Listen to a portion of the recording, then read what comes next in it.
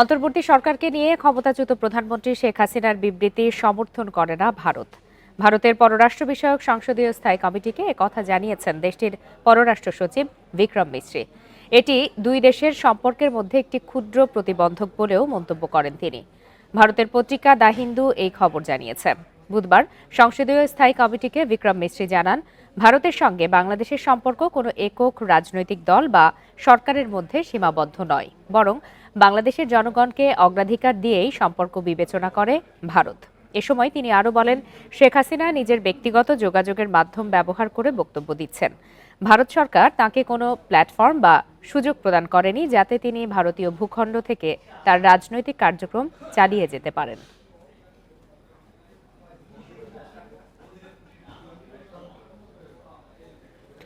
পররাষ্ট্র সচিব বিক্রম মিশ্রির সফরের মধ্য দিয়ে ভারতের সাথে বাংলাদেশের সম্পর্কে নতুন যাত্রা শুরু হয়েছে বলে জানিয়েছেন পরিবেশ উপদেষ্টা সৈয়দা রিজওয়ানা হাসান।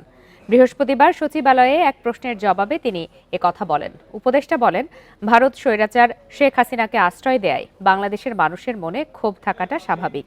তবে দেশটির পররাষ্ট্র সচিবের বাংলাদেশ সফরের ফলে দুই দেশের সম্পর্কের মেঘ কেটে যাবে। তিনি আরও বলেন, দুই দেশই চাইবে সম্পর্ক ভালো হোক, সেটি রাষ্ট্রের সাথে রাষ্ট্রের, জনগণের সাথে জনগণের।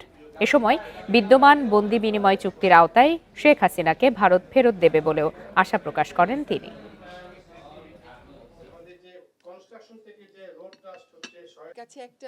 কোনো দল বা কোনো ব্যক্তি কেন্দ্রিক সম্পর্ক কোনো প্রতিবেশীর সাথে আমাদের না হোক, সম্পর্ক হবে ভারতের জনগণের সাথে বাংলাদেশের জনগণের। তাদের যে পররাষ্ট্র সচিব এসেছিলেন, সেখানে সম্পর্কটা পুনর্মূল্যায়নের এবং নতুন করে যাত্রা শুরুর একটা প্রক্রিয়া শুরু হয়েছে।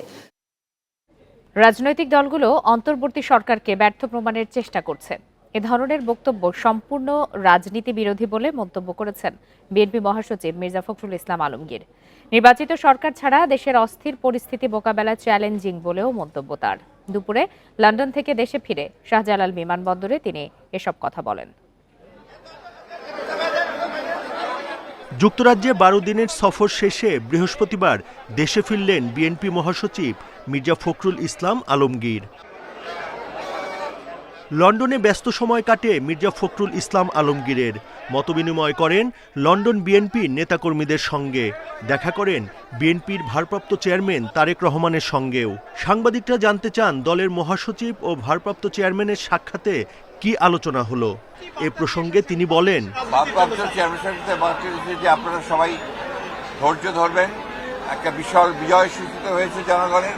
এই বিজয়কে ফলপ্রসূ করতে হলে অবশ্যই সবাইকে ধৈর্য ধরে কাজ করতে হবে এবং গণতন্ত্রকে পরিষ্কার করতে হবে এবং গণতন্ত্রের যেটা প্রথম পদক্ষেপ ফটক, সেই ফটকে নির্বাচনের জন্য সবাইকে প্রস্তুতি দিতে হবে।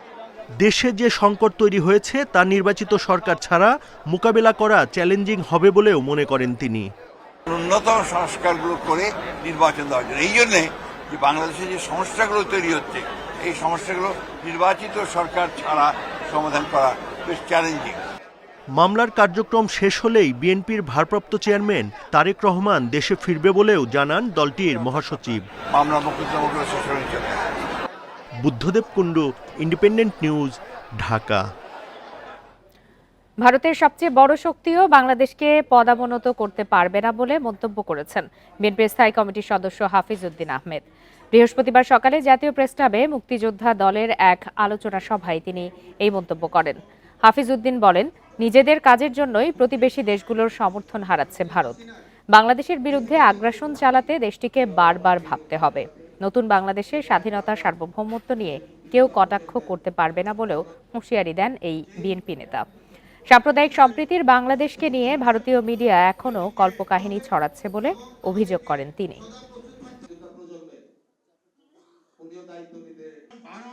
ভারত তাদের মনটা অত্যন্ত ক্ষুদ্র। প্রত্যেকটি প্রতিবেশী রাষ্ট্রকে তারা বিষিয়ে তুলেছে।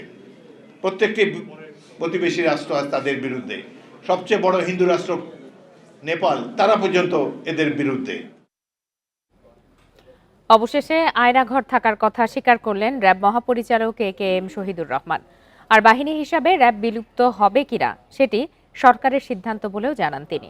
সকালে এক মতবিনিময় সভায় গুম খুনের দায় স্বীকার করে ভুক্তভোগীদের কাছে ক্ষমা চান র্যাব ডিজি। বলেন, বিচারের মাধ্যমে এ থেকে দায় মুক্তি সম্ভব। গুম খুন সহ নানা অভিযোগে মঙ্গলবার র্যাব বিলুপ্তির সুপারিশ করে বিএনপির পুলিশ সংস্কার কমিটি। এই কমিটি র্যাবকে বিলুপ্ত করার জন্য সুপারিশ করেছে। সংবাদ সম্মেলনে এসে এ প্রশ্নে র্যাব মহাপরিচালক বললেন, সেই সিদ্ধান্ত নিতে হবে সরকারকেই। এই ব্যাপারে সরকার যে সিদ্ধান্ত গ্রহণ করবে সেটাই শিরোধার্য। এই সময় প্রথমবারের মতো র্যাবের বিরুদ্ধে ওঠা গুম খুনের দায় স্বীকার করেন AKM শহীদুর রহমান। ভুক্তভোগীদের কাছে ক্ষমা চেয়ে বলেন, বিচারের মাধ্যমে এ থেকে র্যাবের দায় মুক্তি সম্ভব। যারা র্যাব কর্তৃক হত্যাকাণ্ডের শিকার হয়েছেন তাদের পরিবারের কাছে আমরা দুঃখ প্রকাশ করি এবং ক্ষমা প্রার্থনা করি। অন্তর্বর্তীকালীন সরকার গুম খুন কমিশন করেছেন। আন্তর্জাতিক অপরাধ ট্রাইব্যুনাল এই ধরনের অপরাধ কগনিজেন্সে নিয়ে বিচার কার্য পরিচালনা করছে। তা আমরা আশা করব সুষ্ঠু নিরপেক্ষ তদন্তের মাধ্যমে আমাদের বিরুদ্ধে যে অভিযোগ আছে তার সুষ্ঠু তদন্ত হবে এবং এর বিচার হবে এবং এইভাবেই আমাদের দায়মুক্তি সম্ভব। র্যাবের শতাধিক আয়নাঘরের কথাও স্বীকার করেন তিনি। বলেন, বাহিনীর কেউ আইন হাতে তুলে নিলে কঠোর ব্যবস্থা নেওয়া হবে। জানান, এ পর্যন্ত 58 কর্মকর্তা সহ 4000-এর বেশি র্যাব সদস্যকে শাস্তির আওতায় আনা হয়েছে। গুম করা, খুন করা এটা হলো ফৌজদারি অপরাধ। এই অপরাধে কখনোই আর জড়িত হবে না, এই নিশ্চয়তা আমরা দিচ্ছি। তারপরও যদি কোনো সদস্য নিজ দায়িত্বে কোনো অপরাধমূলক কার্যকলাপে জড়িত হয় তাদের বিরুদ্ধে আমরা কঠোর আইনগত ব্যবস্থা নিব। এদিকে জঙ্গি গ্রেপ্তার নিয়ে র্যাব কোনো নাটক সাজিয়েছিল কিনা সাংবাদিকদের এমন প্রশ্ন এড়িয়ে যান RAB DG. Khaled Raihan, independent news, Dhaka. যাচাই বাছাই হবে আওয়ামী লীগের 3 মেয়াদে মুক্তিযোদ্ধা সনদে চাকরি পাওয়ায় 23,000 কর্মকর্তা কর্মচারী। 14 ডিসেম্বর থেকে মুক্তিযোদ্ধাদের তালিকা জেলা উপজেলা পর্যায়ে টানিয়ে দেবে মুক্তিযুদ্ধ বিষয়ক মন্ত্রণালয়। যাদের বিরুদ্ধে অভিযোগ আসবে তাদের বিষয়ে তদন্ত করে ব্যবস্থা নেবে সরকার। আওয়ামী লীগের টানা 15 বছরের শাসনামলে মুক্তিযুদ্ধের চেতনার কথা বললেও প্রকৃত মুক্তিযোদ্ধাদের তালিকা করা হয়নি। এমনকি শহীদদের প্রকৃত তালিকা হয়নি বলছেন ইতিহাসবিদরা। শেখ হাসিনার টানা 3 মেয়াদে প্রায় 18,000 ব্যক্তির নামে মুক্তিযোদ্ধার গেজেট জারি করে মন্ত্রণালয়। মুক্তিযোদ্ধার তালিকার মধ্যে 8,000 ভুয়া সনদধারী চিহ্নিত হয়। এই তালিকায় আরও অনেক ভুয়া মুক্তিযোদ্ধার সনদধারী আছেন বলে অভিযোগ উঠেছে। শেখ হাসিনা সরকারের পতনের পর অনেকেই মুক্তিযুদ্ধ মন্ত্রণালয়ে আসছেন অভিযোগ জানাতে। আমাদের এলাকায় 36 জন ভুয়া মুক্তিযোদ্ধার তালিকা এই অফিসে বহু আগে থেকে দেওয়া ছিল, যেটা নিয়ে এর আগে কেউ কোনো প্রতিকার পায়নি। 5 তারিখের পরে আমি নিজে এখানে এসে অভিযোগ জমা দিছি।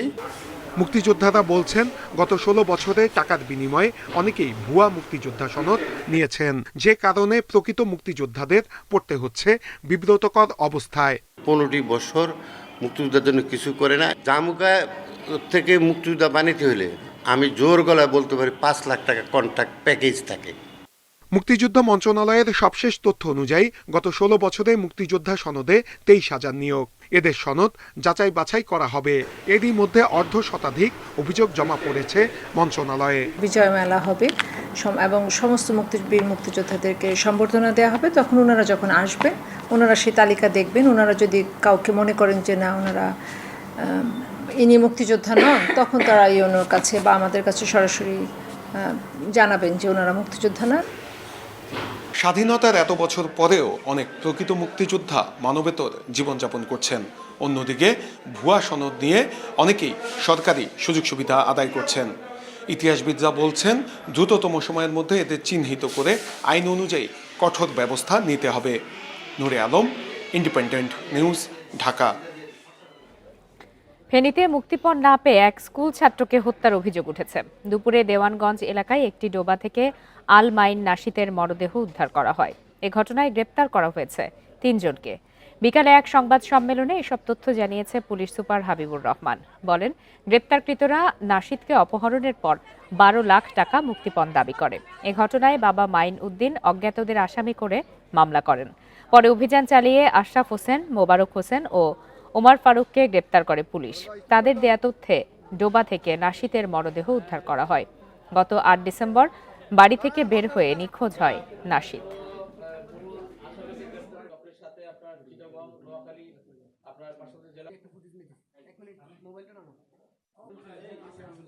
গতকালকে আমরা একটা ছেলেকে সন্দেহের ভিত্তিতে তাকে নিয়ে আসি এবং তাকে নিয়ে আসি জিজ্ঞাসাবাদের পরিপ্রেক্ষিতে রাত 2টার দিকে সে সমস্ত বিষয় ঘটনার স্বীকার করে।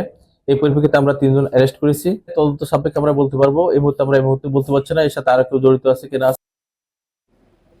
রাজধানী সহ সারা দেশে জেঁকে বসছে শীত। আবহাওয়া অফিস বলছে ঘন কুয়াশা থাকবে অন্তত আরও 1 সপ্তাহ। 2-1 দিনের মধ্যেই বয়ে যেতে পারে শৈত্যপ্রবাহ। বৃহস্পতিবার সর্বনিম্ন তাপমাত্রা রেকর্ড হয়েছে চুয়াডাঙ্গায় 10.2 ডিগ্রি সেলসিয়াস। মেহেরপুরে সকালের বড় অংশ এমন কুয়াশায় ঢেকে থাকছে প্রকৃতি। ডিসেম্বরের শুরু থেকে সারা দেশের তাপমাত্রা কমতে শুরু করলেও বুধবার রাত থেকে তাপমাত্রা কমতে থাকে দ্রুত। বৃহস্পতিবার ভোর 6টায় দেশের সর্বনিম্ন তাপমাত্রা রেকর্ড করা হয়েছে চুয়াডাঙ্গায় 10.2 ডিগ্রি সেলসিয়াস। ঠান্ডা বাড়ার প্রভাব পড়ছে জীবনযাত্রায়। শীতও বেশি, গরমও বেশি, এখানে সাধারণ মানুষ খুব কষ্টে আছে। আমাদের দেখা যাচ্ছে যে হয়তো আছে কিছুটা আমরা নিবারণ করছি। কোন শীতের জানা হাত পা টাটাছে, প্রয়োজনের ক্ষেত্রে আমরা বাইরে বাড়াইছি। আবহাওয়া অফিস বলছে এমন কুয়াশা থাকবে 20 ডিসেম্বর পর্যন্ত। সোমবার থেকে কুয়াশা বাড়বে, সূর্যের দেখা মিলবে দুপুরের দিকে। এখন তো যে কুয়াশা আছে, সামনে কুয়াশা আরো বাড়তে পারে। মনে করেন শীত যখন 14, 15, 16 এই পর্যন্ত এখন যেমন কুয়াশা এমনই থাকবে, কিন্তু এরপরে শীতটা যখন একটু কমবে তখন কুয়াশা আরো বাড়বে। বৃহস্পতিবার উত্তরাঞ্চলেও তাপমাত্রার পারদ 10 ডিগ্রির আশপাশে। আবহাওয়া অধিদপ্তর বলছে আগামী 5-7 দিন তাপমাত্রা কমতে থাকবে। 2-1 দিনের মধ্যেই বয়ে যেতে পারে শৈত্যপ্রবাহ। একটা ওয়েভ আসতেছে, এখন আজকে ওয়েভের অনেকটা কাছাকাছি এবং আগামীকাল এবং আগামী পরশু আরো তাপমাত্রা কমে আসবে। তখন মনে হয় শৈত্যপ্রবাহ, মৃদু শৈত্যপ্রবাহ হওয়ার সম্ভাবনা আছে। এবং সেই আরো বেশি যে তাপমাত্রার যে ঢেউটা, এটা 15, 14, 15, 16 তারিখের দিকে আমরা বেশি পাবো বলে মনে করছি। আবহাওয়া অফিসের পূর্বাভাস বলছে এ মাসে একাধিক শৈত্যপ্রবাহের আশঙ্কা আছে। বনি ইবনে কামাল, ইন্ডিপেন্ডেন্ট নিউজ, ঢাকা। বিজিবির 2 কর্মকর্তার বিরুদ্ধে ট্রাইব্যুনালে অভিযোগ করেছেন বরখাস্ত হওয়া এক সিপাহী। অভিযুক্ত 2 কর্মকর্তা হলেন তৎকালীন reason commander brigadier general Sajedur Rahman এবং লেফটেন্যান্ট কর্নেল শফিকুর রহমান। বৃহস্পতিবার দুপুরে এই অভিযোগ দাখিল করা হয়। সিপাহী মোহাম্মদ শাহিনের অভিযোগ, খাগড়াছড়িতে কর্মরত অবস্থায় 2023 সালের 22 মে রাতে এই 2 কর্মকর্তার নির্দেশে তাকে আটক করা হয়। জঙ্গি সংশ্লিষ্টতা সহ বিভিন্ন মিথ্যা অভিযোগে সেপ্টেম্বর পর্যন্ত গুম করে রাখা হয়। নির্যাতনের মাধ্যমে স্বীকারোক্তি আদায়েরও চেষ্টা করা হয়, তবে তাতে ব্যর্থ হয়ে ফেসবুকে সরকার বিরোধী পোস্ট ও বিজিবির শৃঙ্খলা ভঙ্গের অভিযোগ এনে বরখাস্ত করা হয়। একই সাথে 1 বছর 6 মাসের সাজা দেয়া হয় শাহিনকে। গেল 1 ডিসেম্বর মুক্তি পান তিনি। এ নিয়ে গুম কমিশনেও অভিযোগ দেয়া হবে। এখন আবিষ্কৃত হলো বিজিবির মধ্যেও আয়নাগার ছিল। এই সৈনিক অভিযোগ করেছেন তাকে 1 নম্বর আসামি brigadier general Sajedur Rahman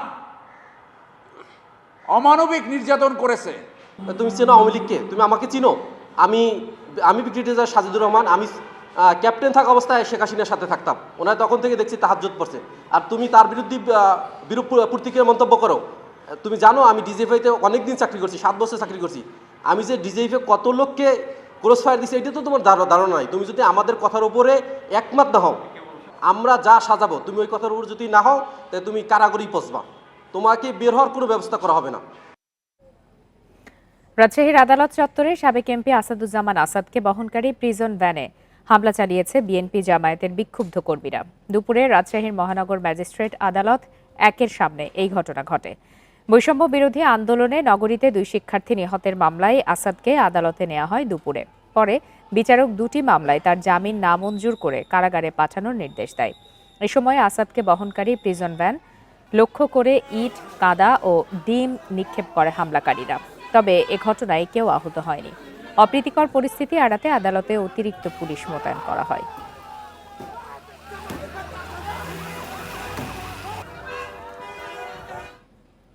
bank, রাজস্ব বোর্ড সহ নানা খাতে সমন্বয়ের অভাবে ভোগান্তিতে ব্যবসায়ীরা। এদিকে আমদানি রপ্তানির সঠিক তথ্য না পাওয়ায় বিপাকে ব্যাংকাররা। রাজধানীর মিরপুরে বিআইবিএম আয়োজিত সেমিনারে এসব কথা উঠে আসে। এ সময় ব্যবসায়ী প্রযুক্তির ব্যবহার বাড়াতে জোর দেন বিশ্লেষকরা। এতে 40 ভাগের বেশি ব্যয় কমানো সম্ভব। জুলাই আগস্টের রাজনৈতিক অস্থিরতার কারণে আমদানি কমলেও অক্টোবর-নভেম্বরে বাড়তে শুরু করে। তবে বৈদেশিক বাণিজ্যে নানা প্রতিবন্ধকতায় পড়তে হচ্ছে দেশীয় উদ্যোক্তাদের। এসব সংকট কাটিয়ে ব্যবসা সম্প্রসারণের জন্য সেমিনারের আয়োজন করে বিআইবিএম। এতে ব্যবসায়ীরা অভিযোগ করেন ব্যাংক, কাস্টমস সহ বিভিন্ন সংস্থার মধ্যে সমন্বয়ের ঘাটতিতে ভোগান্তিতে পড়তে হয় তাদের। আমি আমার এক্সপোর্ট রেটে যে ডলার রেটে আসছে আমি এই ডলার রেট পাইনি, আমি তার চাইতে কমে পেয়েছি এবং আমি আমার ব্যাংক এটা পার্সু করে নিয়েছে। তো আমি কেন শুধু স্যার আমি সেই দায়ভার একা বহন করব? অন্যদিকে অনেক ব্যবসায়ী কর ফাঁকি ও অর্থ পাচারের উদ্দেশ্যে সঠিক তথ্য দেন না, দাবি ব্যাংকারদের। একটা কোম্পানি চিন্তা করতেছে যে আমি আর অপারেশন চালাবো না, আমি এবার মানি লন্ডারিং করে লোকালি বিক্রি করে এই ওয়ার্কারদের স্যালারি দিয়ে পালাই যাবো। আমি একটা জাস্ট একটা এক্সাম্পল দিচ্ছি। সেও কিন্তু একটা কম দামে একটা কন্ট্রাক্ট নিয়ে নিল, বড় কন্ট্রাক্ট। ব্যবসা ক্ষেত্রে অতিরিক্ত ব্যয় কমাতে প্রযুক্তি দক্ষতা বাড়ানোর ওপর জোর দেন আলোচকরা। ডেভেলপ কান্ট্রি কনটেক্সটে এটা মোর দেন 40% পর্যন্ত কস্ট রিডাকশন করতে পারে। এটা ডেভেলপিং কান্ট্রি বা আমাদের মতো দেশের জন্য ভ্যালিড। সেমিনারে বড় শিল্প প্রতিষ্ঠানের মতো ক্ষুদ্র ও কুটির শিল্পের পণ্য রপ্তানির ক্ষেত্রে সহায়তা বাড়ানোর পরামর্শ দেয়া হয়। Shafil Alam Sujan, independent news, Dhaka. এরই সাথে শেষ করছে আজকের সংবাদ সন্ধ্যা। এতক্ষণ সাথে থাকার জন্য সবাইকে ধন্যবাদ।